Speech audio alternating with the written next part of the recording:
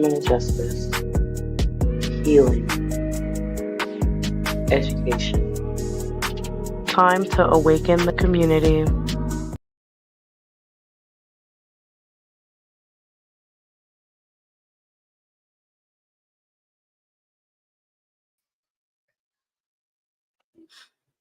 Good morning, afternoon, evening, however, or whenever you are listening slash watching. You guys should know me by now, but if you guys don't, my name is Holly Sisa, and I am the host of this lovely program we call Morning Mimosas, where we value human life, justice, healing, and education for the Black and minority communities.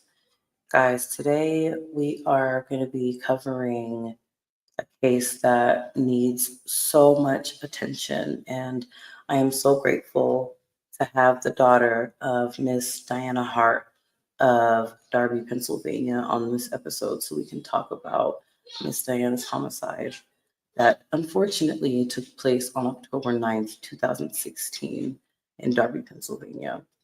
Guys, I am always telling you guys can be anonymous when it comes to these cases. It's time that we get the families justice.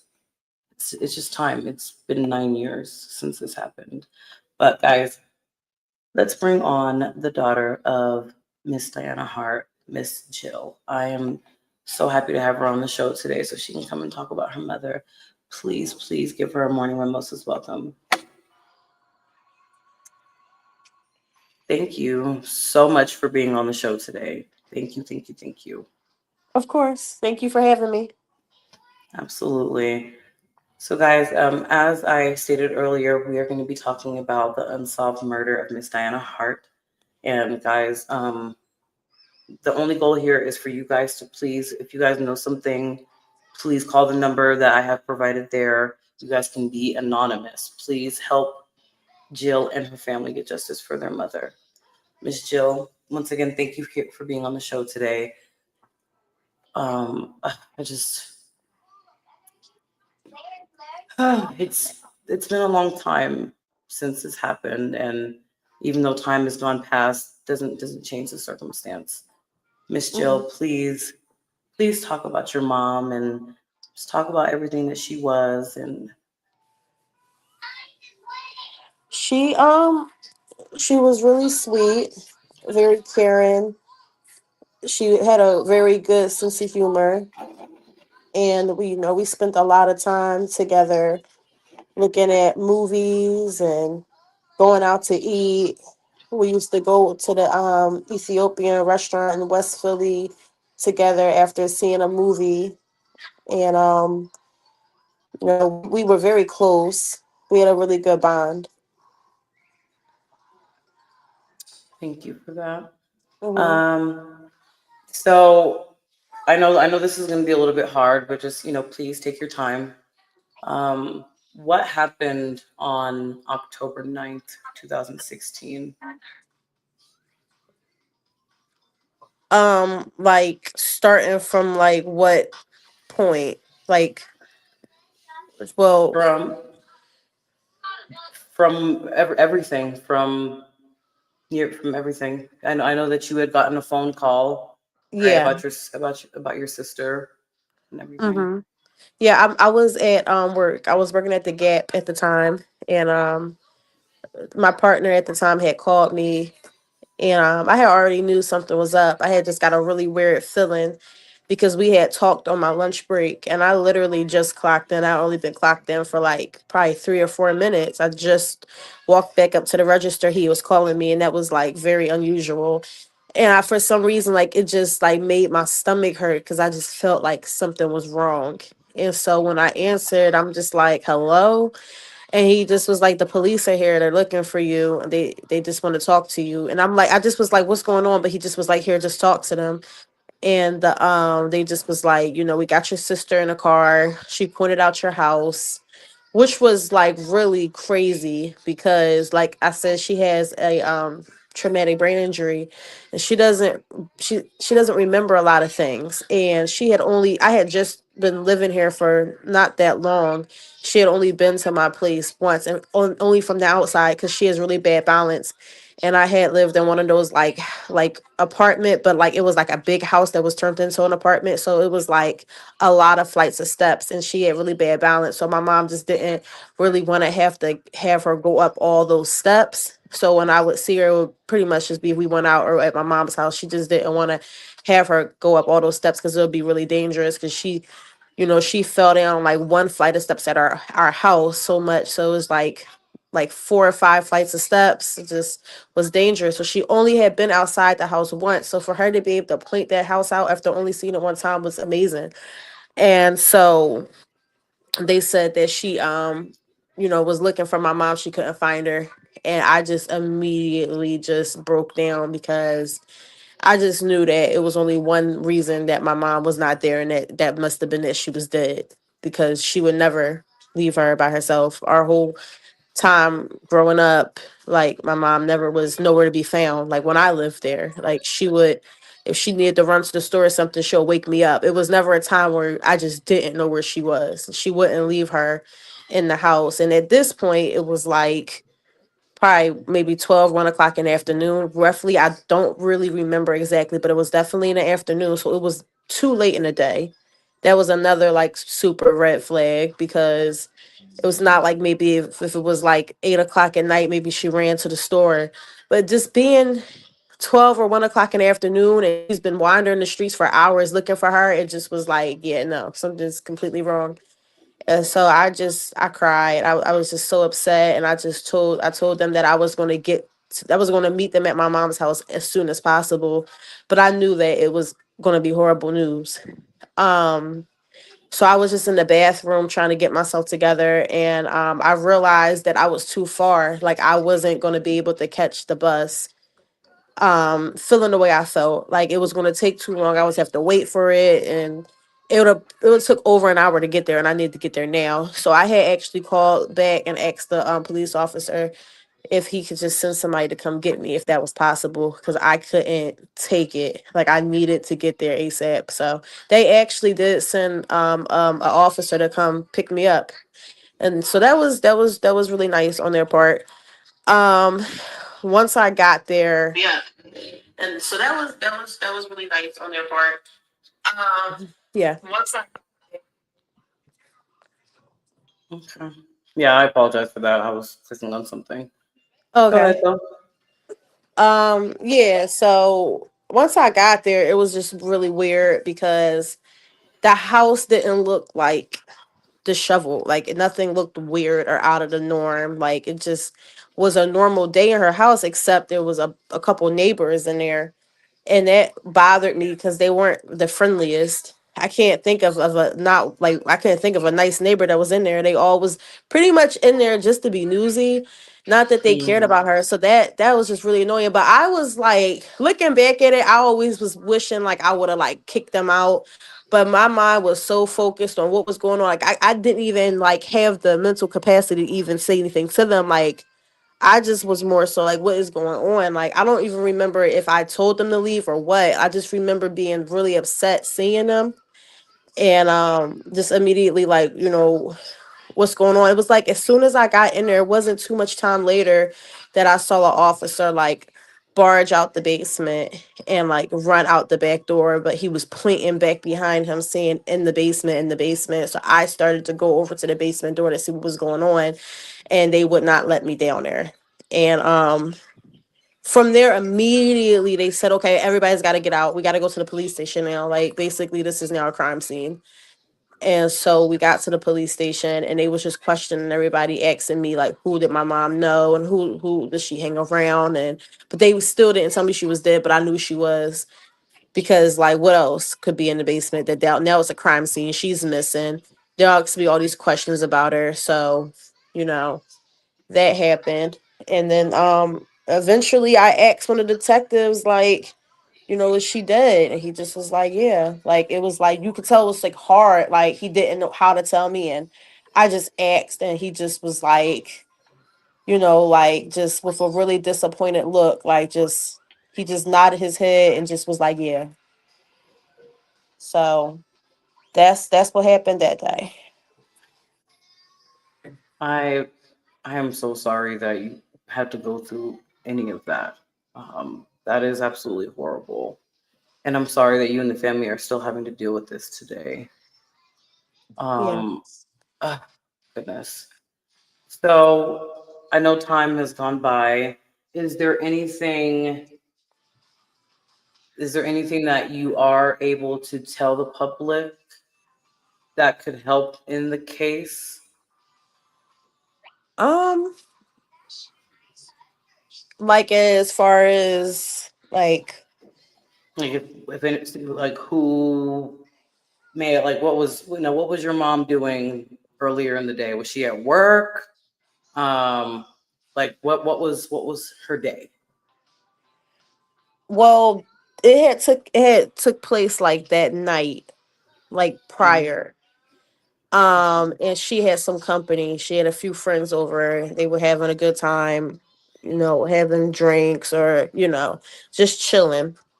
And so it happened in the night. Whoever she had at the house, I don't know if she let them in, but again, the house didn't look like somebody had kicked the door in or picked the lock or anything. Like it seems like this was somebody she comfortably let in the house. Thank you for that detail. Hmm. If you guys are joining us, we are here with Jill. She is the daughter of Miss Diana Hart. Miss Diana Hart, unfortunately, was murdered on October 9th, 2016, in Darby, Pennsylvania. And we are here speaking with her lovely daughter so we can get to know a little bit more about Miss Hart so we can get justice for her today and just making sure that this doesn't happen again. So, Miss Jill, when it comes to the case, how has your family been doing since this happened? Um, I mean, we just hanging in there. My brother is in Texas now.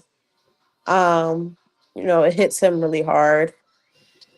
Um, and especially because this happened a few days before his birthday. His birthday is October 12th. Hmm, my goodness. So, yeah, and so, you know, that was like really hard, like to be planning her funeral like around his birthday. I don't remember if it was on his birthday or like just around his birthday when we was planning the funeral, but it was pretty close together. We had to go identify her. We couldn't see her like in person to identify her. We had to look at a picture, and the picture was horrible. You could tell that she had been beaten. And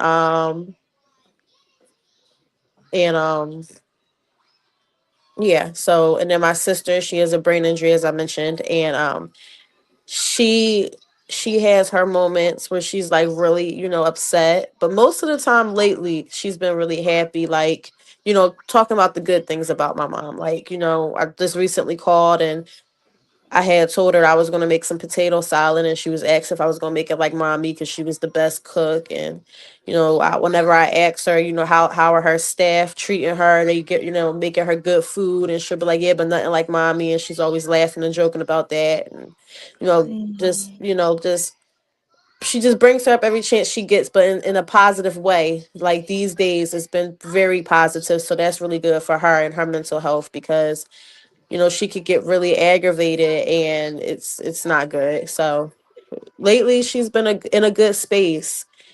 And me, I recently decided to make that video, basically shine a light on my mom's death because I haven't talked about it and I try not to think about it because it hurts. But then I found myself forgetting, and that wasn't good. And that's why I made the video, because I try not to think about it, because when I do, I like overwhelm myself. Like I start to have like, mental images of what happened and how it happened, why it happened.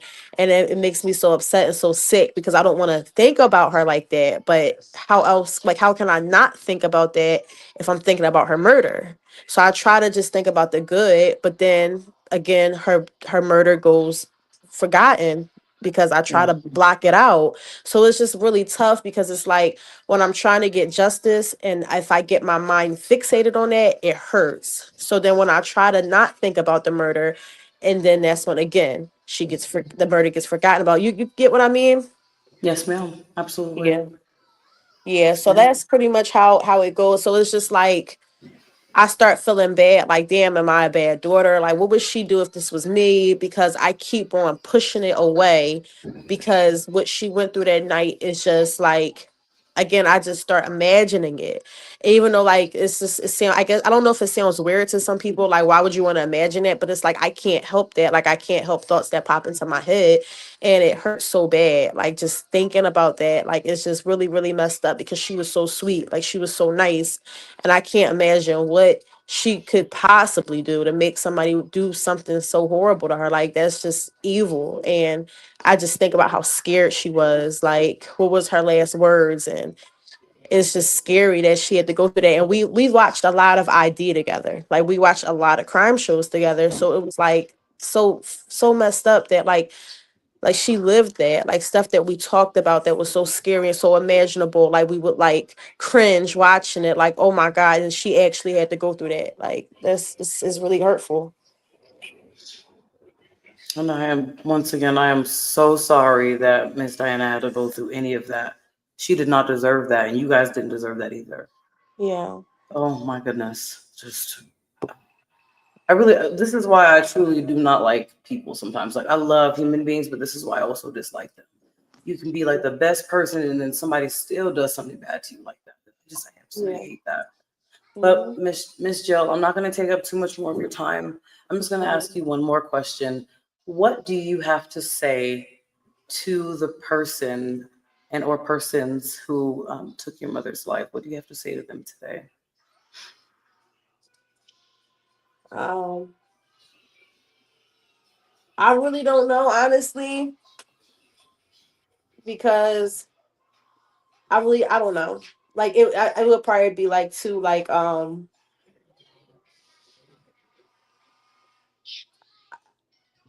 don't know how to say this. Like, it would too much for to like say on here. Like, just really, like, you know what I mean? I understand. Yeah. You can say whatever you want, or if you don't want to speak on it at all, that's perfectly fine too. Yeah. Just why, and a bunch of other stuff that I'm not even. I guess if I ever had the opportunity, like, I guess it'll just come out naturally. But I actually never even thought of that. Like, what I would say. I guess my mind's just been so fixated on just why. Why would somebody do that to her? Like, why did you have to do that to her? Why didn't you stop? Like, they stabbed her so many times. Like, why couldn't they just stop? Why did they keep going? Why did they why did they want to kill her so bad that they why did they have to torture her? Like that, I don't know. I really never thought about that. I completely understand. I'm not Yeah. gonna I'm not gonna drag that question out any further, but I You're am fine. gonna give a little bit more details about the case. So based on the research that I did, it took place at the 500 block of Spruce Street. Is that Hmm. correct? Yeah. Okay. And it took place on the night of October 9th, 2016. I just want to make sure for I those guess of you who are listening. the morning, right? Because it would have been like, I guess, like the seventh, no, the eighth, but it was like probably at like past 12 a.m., which technically made it the ninth. You know what I mean? Oh, so the early morning hours. Yeah. Yep. You know how confusing that can be sometimes. Yeah. Yep. So it wasn't that night. It was that early morning. The early morning hours of October 9th. Okay. Yeah. Yep. Um, so, Miss Diana, just for those of you who are listening to the case details, Miss Diana unfortunately was. Ooh, I really hate to say this, but she was stabbed and beaten to death, and she was found in the basement of her home. Um, so, for those of you that are in the Darby, Pennsylvania area, or if you have since moved out of that area, if you know anything, please, please, please call the Darby Police at the number that we have provided down there. You guys can be anonymous. I'm I'm I'm always asking you guys if you guys know something. It's very selfish of you guys to have this information, knowing that families are suffering, and you guys just have this information all to yourself, knowing that you guys can help a family get justice so they can begin a true healing process. It's disgusting. So please, if you know something about what happened to Miss Diana on October 9th, on the early morning hours, at the 500 block of Spruce Street in Darby, Pennsylvania, please call the Darby Police Department. You can be anonymous. Jill and her kids deserve justice. Miss Jill, thank you so much for coming on my show today. And I Thank you for hope having and me. absolutely, I hope and pray that today's episode reaches somebody so Miss Diana Hart can get the justice that she truly deserves. So that way her kids can have the true healing that they deserve as well. Guys, Mhm. this is Morning Mimosas, where we value human life, justice, healing, and education for the Black and minority communities. Until next time, see you guys later.